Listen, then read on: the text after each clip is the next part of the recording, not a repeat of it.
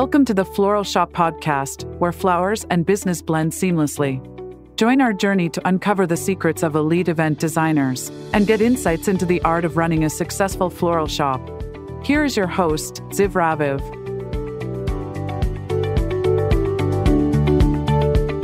Hello, and welcome to the Flower Shop podcast. Today with me is Sage Marcella, all the way from Sage Flowers from Portland, Oregon. Hello, Sage. How are you? Hi, I'm doing great. Thanks for having me. Thank you for sharing with us your story. How did you get into the flower land? So I fell into the flower land a little over 20 years ago. I was going to school at the time for graphic design and photography. And when I would come home in the summers to Martha's Vineyard, which is a little island off Massachusetts where I grew up, I took up a summer job working at a farm on the island. And at the farm, you had to pick which part of the farm work you wanted to be part of. And the flower sounded really appealing to me. So I started working there and was with a group of about 5 or 6 of us that would go out each day and just walk the fields and make sometimes up to 100 hand-tie bouquets we would sell back at the farm stand. Something about playing with color and texture, but using my hands and being outside and getting dirty and stuff really started to connect with me and everything. I did that for a couple seasons.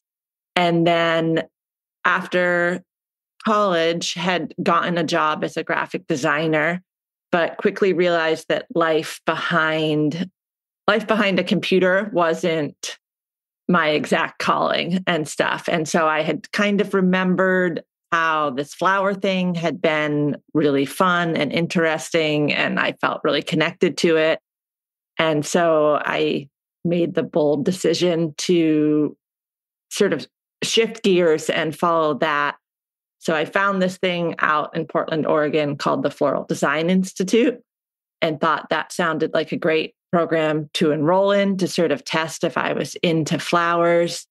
I always knew I wanted to head to the West Coast. And so I came out here in 2004, enrolled in the Floral Design Institute, and quickly fell in love with flowers, fell in love with Portland, and really haven't looked back. So you've been over 20 years now in Portland, where you studied for the first time and continued to fall in love with flowers and decide that this is your calling for your journey. Did you start with renting a space right away, or how did you get to where you are now with your business?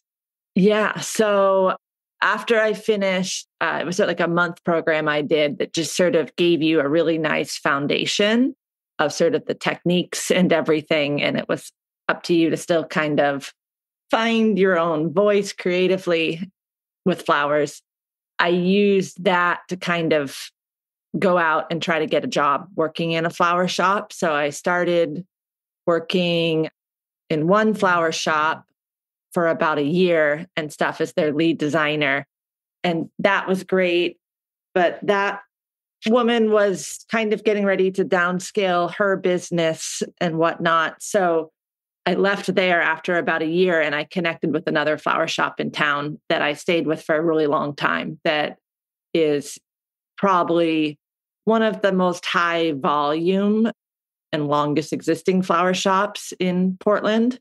And so I worked there for a very long time and became the lead designer, the main buyer, the wedding designer, like all the roles and stuff. And it was a very high volume retail shop that just gave me a ton of experience and taught me so much. While I was there, I was always seeking out learning more. So I each year would kind of treat myself to a different workshop somewhere in the country just to kind of continue to connect with other florists and creatives. I always was trying to learn sort of new skills and new perspectives on design. And so that really was enjoyable for me. And then also in my later time while running this shop, I started freelancing with a larger scale event company based out of South Carolina. So way across the country. But doing that again, just because I'm always hungry for new information, just exposed me to that style of floral design, doing, working with big crews of designers, doing very large scale installs, and sort of all the behind the scenes that goes into those kinds of weddings and events. While I was doing all of this, I think I always, in the back of my head, knew that one day I wanted to open my own flower shop. But I also am a mom to 2 boys. That was always my first priority, was kind of making sure I could still give them the attention that they needed. And so when my older one graduated from high school last year, it sort of felt like maybe I should finally look into this more seriously and stuff, because if I wait for the other one to graduate, he's 10 years younger, I'm going to be 10 years older. So my husband and I had been kind of on and off looking at different spaces and kind of always keeping the idea open, but it wasn't really till fall of 2023 that I finally was like, okay, we need to make this a reality. And so I was able to sort of finally find that dream place where it was like, it felt like the location had gone inside my head and taken that dream I had of what this shop would look like and what this location would look like and presented it to me. And I'm a big believer in sometimes the universe will give you little signs that you're doing the right thing or you're in the right place. And starting your own flower shop or starting your own any kind of business is as somewhat terrifying as it is exciting. And so when this location kind of presented itself, it really felt like the universe was like, Sage, this is what you're supposed to do next. And so we got to work getting the space ready. We had some snafus that sort of slowed things down. Portland, Oregon does not have the infrastructure for large snowstorms. And we had a record-breaking one last January when we were trying to finish the build out and everything and get ready. And so it taught us right away that owning a retail space or owning a business, pivoting is definitely part of entrepreneurship. So we had a soft opening for this shop, Sage Flowers, last February. So we're coming up on our 1-year anniversary now. When I knew I wanted to be open for Valentine's Day as my introduction to the neighborhood. But because of the sort of slowdowns with the build out from this big storm, we opened, and it's really fun to look back now at the pictures and stuff, but we opened and we didn't even have a sink yet. We just had like a garden hose. The space was just very, very simple, white, one structure, one table, all of that. But we opened up and it was wonderful. And we continued over the next month and a half to sort of finish out the space, and then officially opened the end of March. And it's just been such a fun experience. So now that you have your own space after such a journey of working with other people and through big retail, now how do you get people into your space? Yeah, that's always the struggle, or not the struggle, but the puzzle. When we were picking a space, it was really important to me that good foot traffic was something that existed in that neighborhood. And so for those who aren't familiar with sort of Portland geography, we are in Southwest Portland in a little neighborhood called Multnomah Village. And Multnomah Village is just such a magical neighborhood. It's sort of this small little community right in the big city of Portland, but it feels very small town. It has couple streets, but one main street that's 4 or 5 blocks that's just, it's got each kind of business you would want to be there. And the people that sort of live in that neighborhood, community means a lot to them, neighborhood means a lot to them. And so I feel really grateful that we were able to open a space in a location like this, because the foot traffic and the interest in the community and wanting to see small businesses succeed, I feel like really helped propel us forward quicker than if we had had a brick and mortar that you only could drive to. And so that, I really feel like has been the biggest one that's helped us. Also, learning the world of marketing and stuff through social media, through different advertising to kind of get yourself out there more. I've done different kinds of like donations for you're just constantly trying to sort of like, what other feelers can I put out there to sort of get my name out there and hope that people come and check out the shop. I also feel grateful because since I have been in the flower world out here for so long, I had some different loyal customers that on their own found me and followed me to this shop and have helped sort of, word of mouth spread the word. And so just all different kinds of little things. What do you do these days most often? Is it like serving people that walk in, or is it with like actual event decor? Yeah. So we're kind of a unique thing because we are a full service flower shop.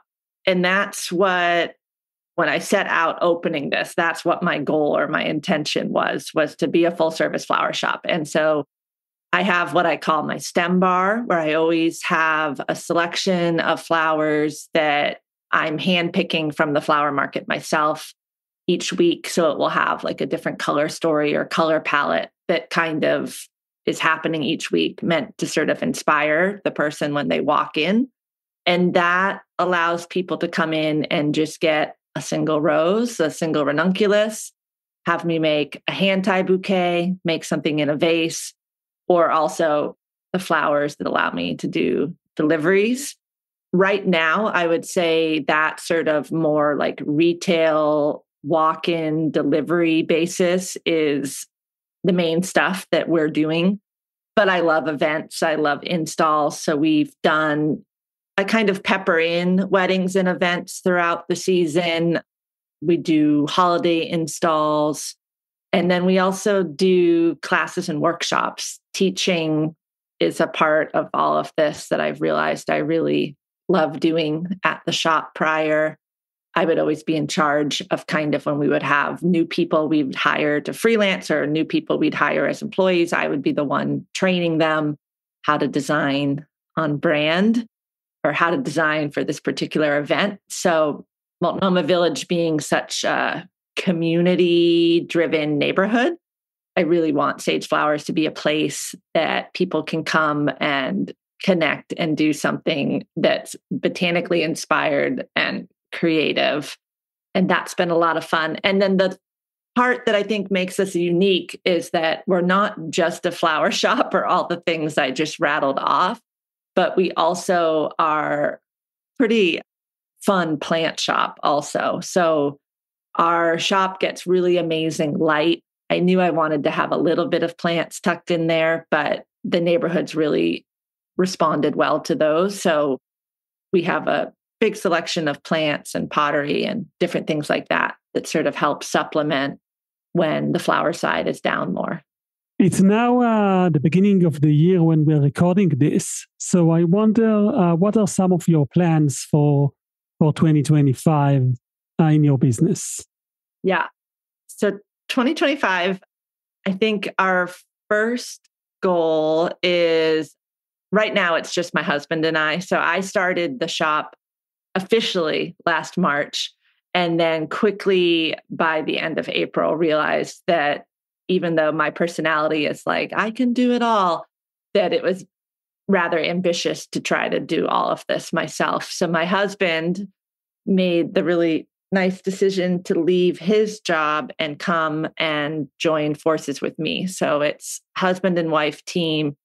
He kind of handles the plant side. I handle the flower side, but we crisscross all the time.